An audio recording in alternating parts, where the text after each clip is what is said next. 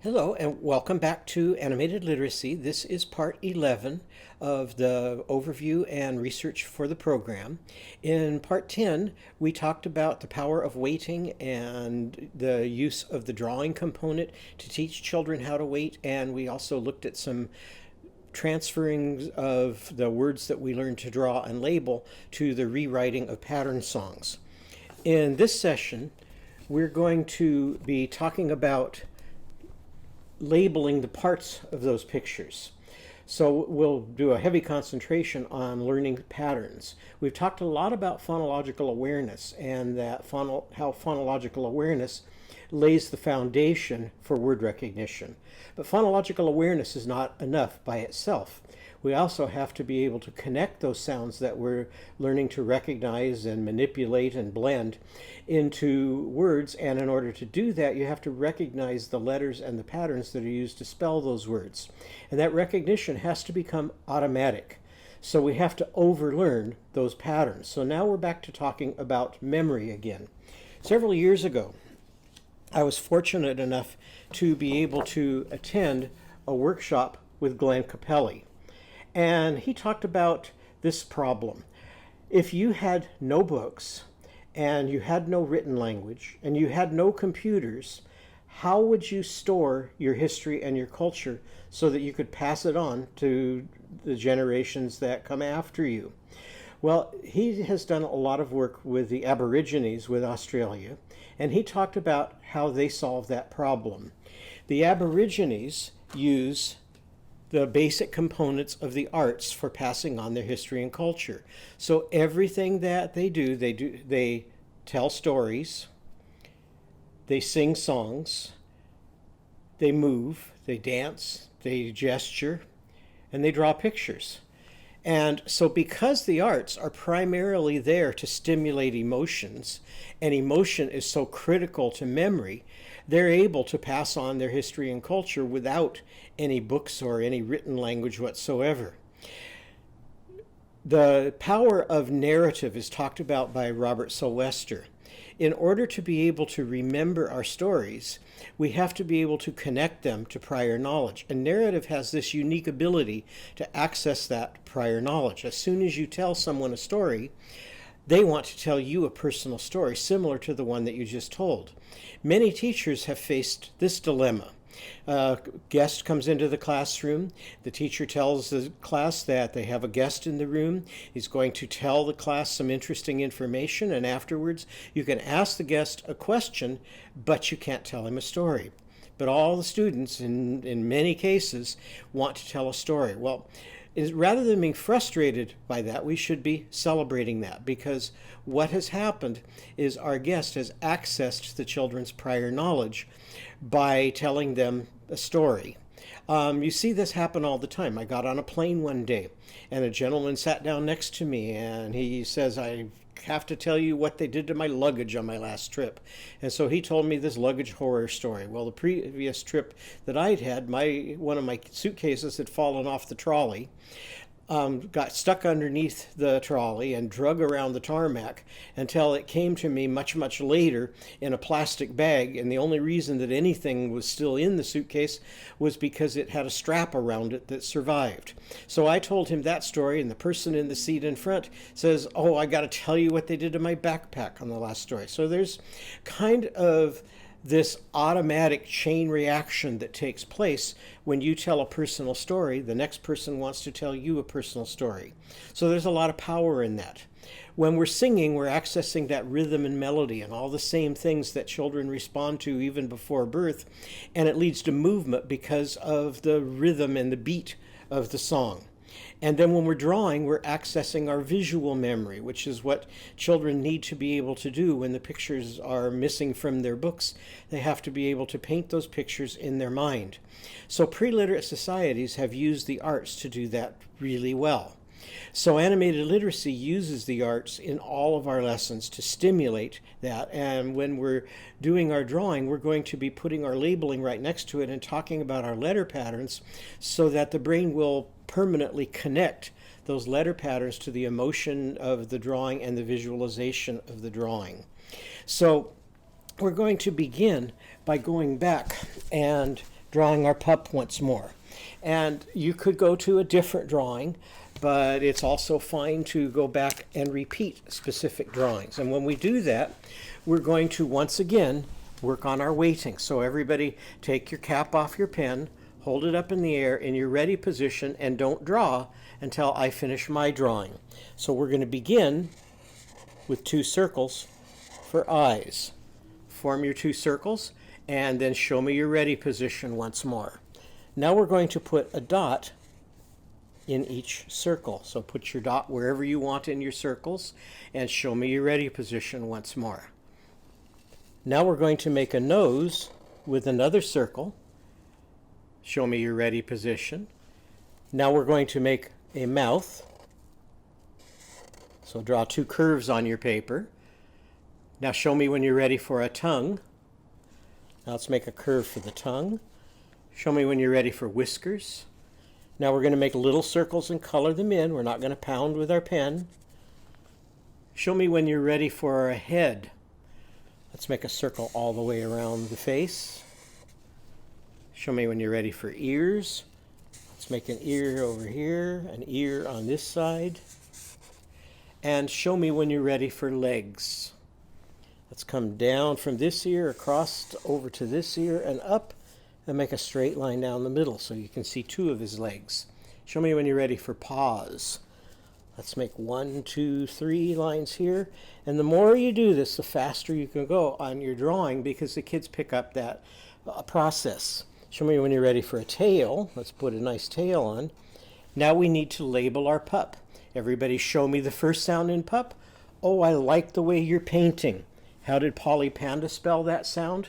With her letter P. So let's see how we're going to make that letter P. Make a straight line down. Come back over and add a half circle for the letter P. Show me when you're ready for the next sound. Everybody listen and say, pop. Show me the second sound you hear. Oh, I like the way you're pointing up. Let's look at Uncle Upton and see how he spells that sound. And we can see that Uncle Upton has 2 ways to spell it. He can spell it with a U, or he can spell it with an A at the end of a word. So let's all use the letter U today, just like we did last time. Show me the last sound. Everybody say pop. Oh, I like the way you're painting. Polly spells that with a P, so let's make a letter P. Put that in a circle to show that that word is a noun and tie the string to your pup. Okay, let's try another one now. Everybody say the word paw. What's the first sound you hear in paw? Oh, I like the way you're painting again. Let's put a letter P once more for Polly. Say paw again. Everybody say paw. Oh, I like the way you're pointing to your mouth for Ollie Ostrich. Look at all the ways Ollie Ostrich can spell his sound. He can spell it with an AU, he can spell it with an O, he can spell it with AW, he can spell it with AL, so there's many ways that he can spell it. Let's all put an AW because that's how the dictionary decided that it would spell Ollie's sound in paw. Now let's put that in a circle and tie the string on. So at this point what we're doing is segmentation.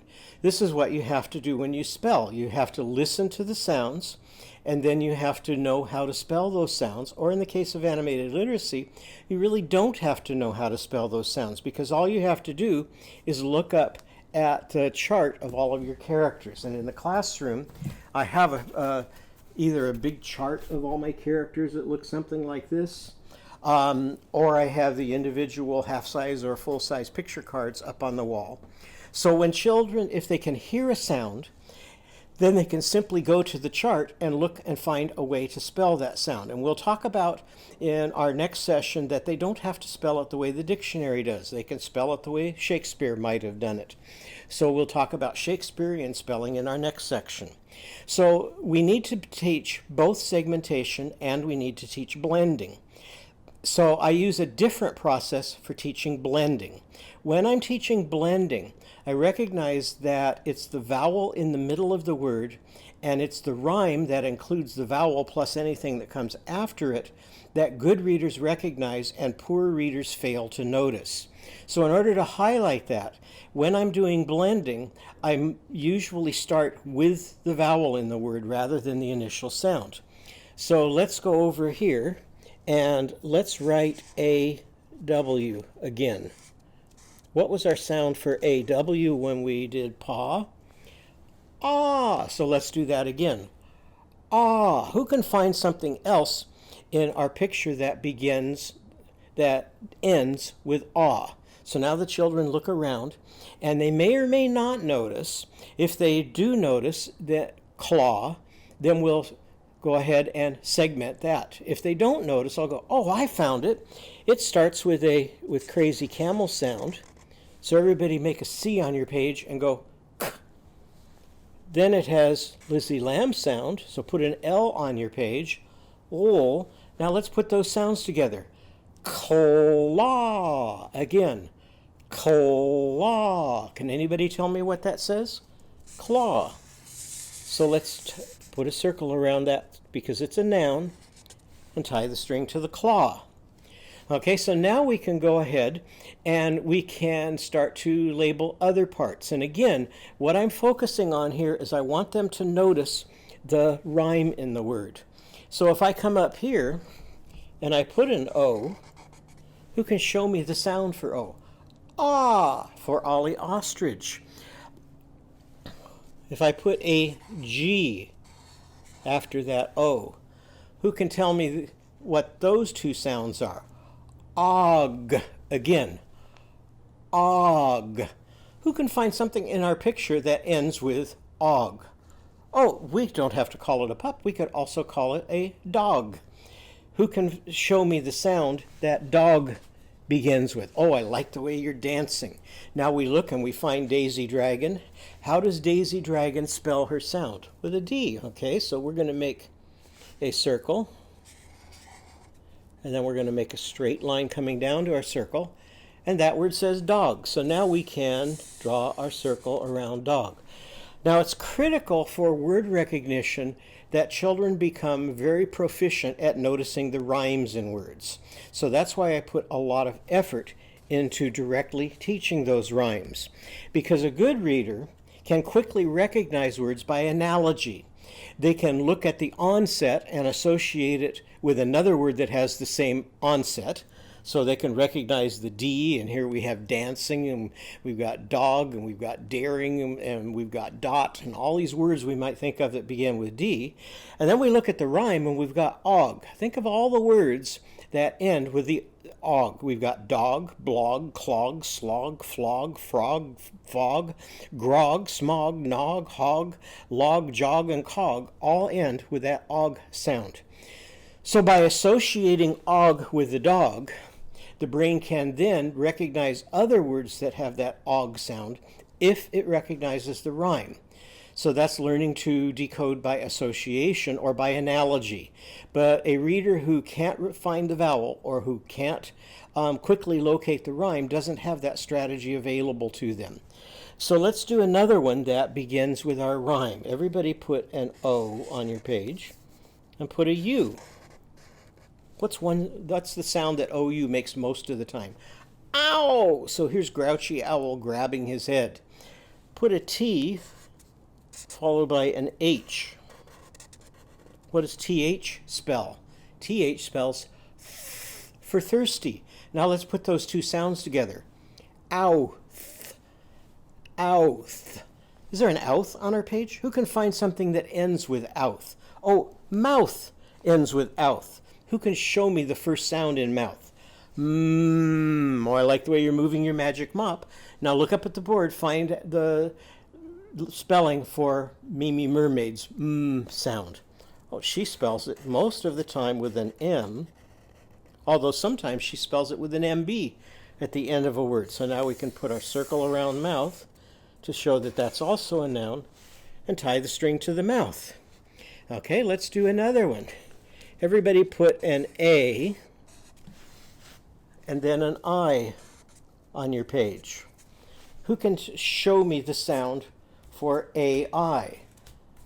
A, like Abe. And here's Abe, and you see the AI written on his page, and he's skating to the bay. So show me A, skating to the bay.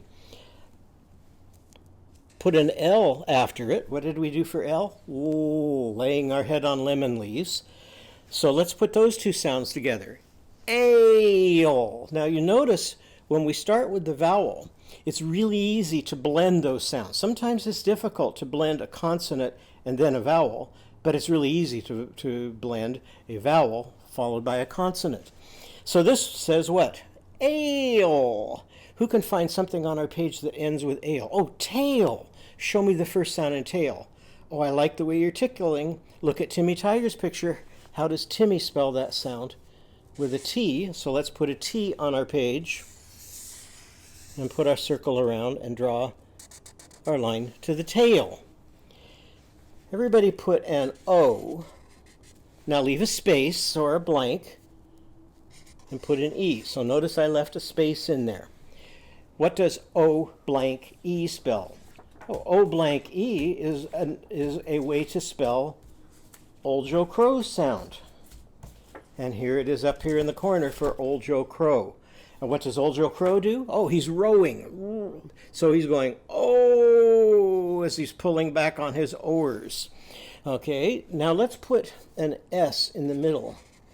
Now sometimes, most of the time, S makes Sadie Seal surfing sound, but this time it's going to make Zachary and Zena's zigzagging or zipping sound. So let's put those two together. Ready? O's. Again. O's. What does that say? O's. Who can find something that ends with O's? Oh, nose. Show me the first sound. Now when I look at Nellie Newt, I see that she can spell it either with an N or with a KN. And later I'll explain. I would say to the kids, well, what would Shakespeare do? Well, sometimes he'd use N and sometimes he'd use KN. But Webster liked the N in his dictionary. So let's put an N and put that in a circle and tie the string to the nose. Now notice when I was doing this, I never talked about that old rule about two vowels go walking, the first does the talking. It seems that these old ideas never die, even when they've been proven incorrect. So this is a statement from the book Best Practices that says what we should be doing is select the most important skills such as initial and ending consonants with regular and irregular sounds. Well, that's exactly what our big publishing companies have been doing for decades, is telling children to look at the first sound, look at the last sound, ignore the vowel, and guess the word. And we know now that that strategy is one that is used by poor readers, not good readers, and we don't want to train children to be poor readers. Then it goes on to say, teach a few rules such as when two vowels go walking, the first does the talking. This was printed in 2011, and it was proven in the 1960s that that rule doesn't work very well. In fact, there were two studies, both published in the journal The Reading Teacher, that demonstrated that the rule of two vowels go walking, the first does the talking, the first says its long sound, and the second one is silent, worked 18% of the time in books published after fourth grade. However, if you stop teaching the rule and you only teach the patterns the way I'm doing here, then you end up with a much higher reliability. So the pattern for AI spells the long A sound 83% of the time. Double E rounded off to 100%. OA spells the long O sound 86% of the time. And the letters OW spell O only 50% of the time. Why? Because it also spells ow. So if we tell children OW says either O or ow, then they're going to have closer to 100% reliability, and they'll just have to try them out to see which one makes sense in the sentence. And the letters AY spell the long A sound nearly 100% of the time. So this is in line with a reading teacher article that appeared in 2001 that says recent research has established that word recognition depends more upon pattern recognition than abstract rules. The brain has been described as an exquisitely designed pattern detector. So the brain works on patterns, not rules. So it makes sense to focus more on patterns than generalizations.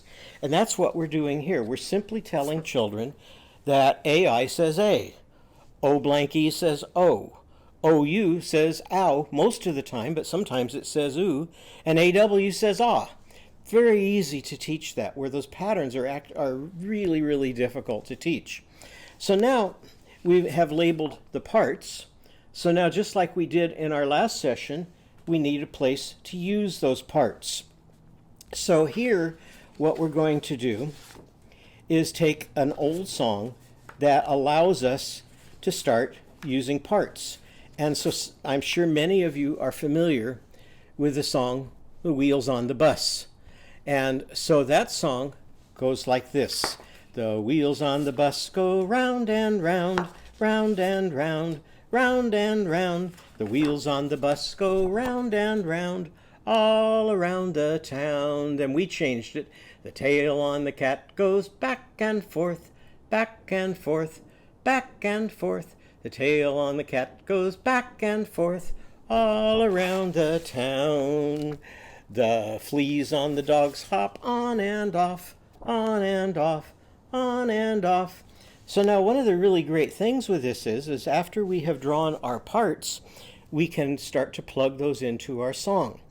Now, when we're using our pattern songs, it's critical that children start to recognize when there's a mistake.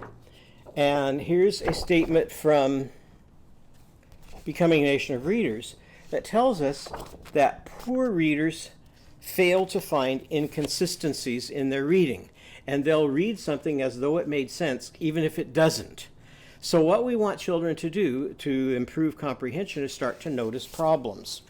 So when we are rewriting our pattern songs, we simply take a noun that we have learned to draw and replace one of the nouns in the song.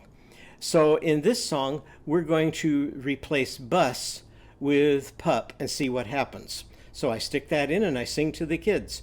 The wheels on the pup go round and round, and immediately my kids correct me. And my last class would say, Mr. Stone, there's a problem. And I go, well, what's the matter? Well, pups don't have wheels. Well, what does a pup have? Well, our pup has a tail, a claw, a paw, a mouth, and a nose. Which one do you want to sing about? Oh, let's sing about the claws, okay?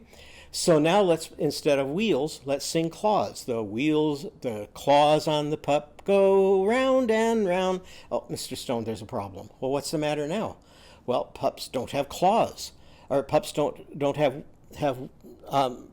the claws on the pup go round and round. Oh, claws don't go round and round. Okay, well, what do claws do? Well, they go scratch, scratch, scratch. Let's try that.